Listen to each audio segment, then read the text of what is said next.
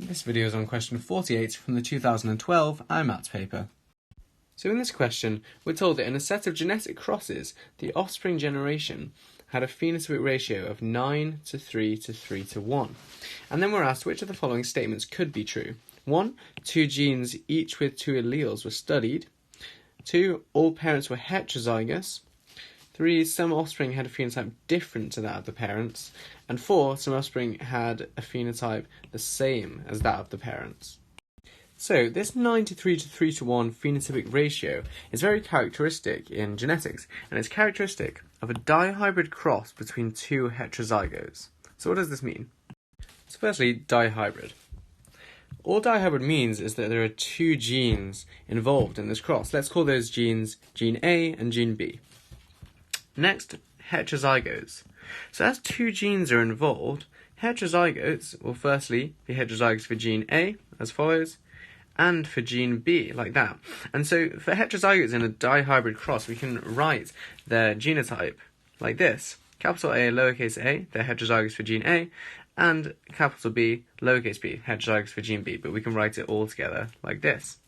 And so we can bring all of this information together to get this. This shows a dihybrid cross between two heterozygotes. These are each of the two heterozygotes. It's dihybrid as there are two genes involved, and it's a cross, and as shown by this multiplication sign. And so this offspring generation with the phenotypic ratio of 9 to 3 to 3 to 1 has been produced by these heterozygous parents reproducing together to produce this offspring generation. So to work out the different potential genotypes of the offspring generation from a dihybrid cross between two heterozygous parents, we can use this Punnett square technique, which I won't go into in this video. But the results of this Punnett square, can quickly show us the different phenotypes that our offspring generation would have.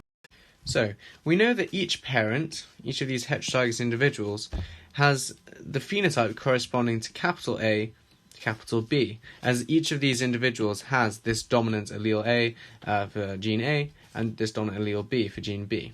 So the phenotype of these dominant alleles will be expressed.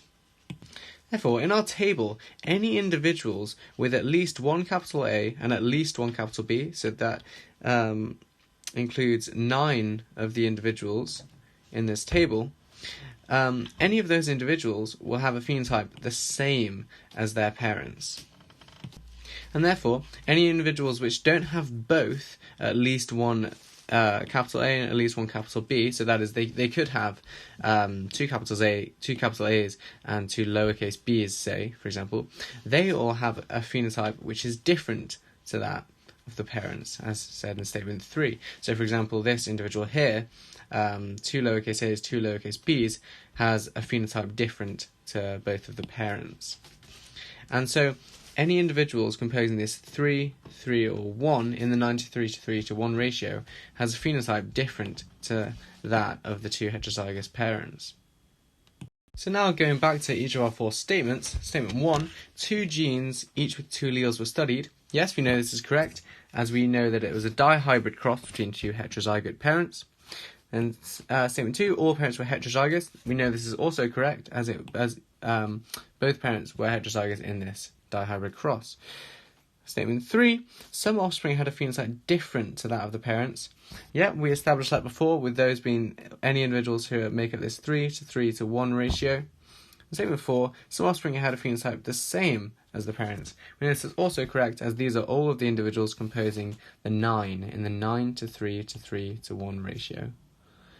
And so as all of our statements are correct, this corresponds to answer A.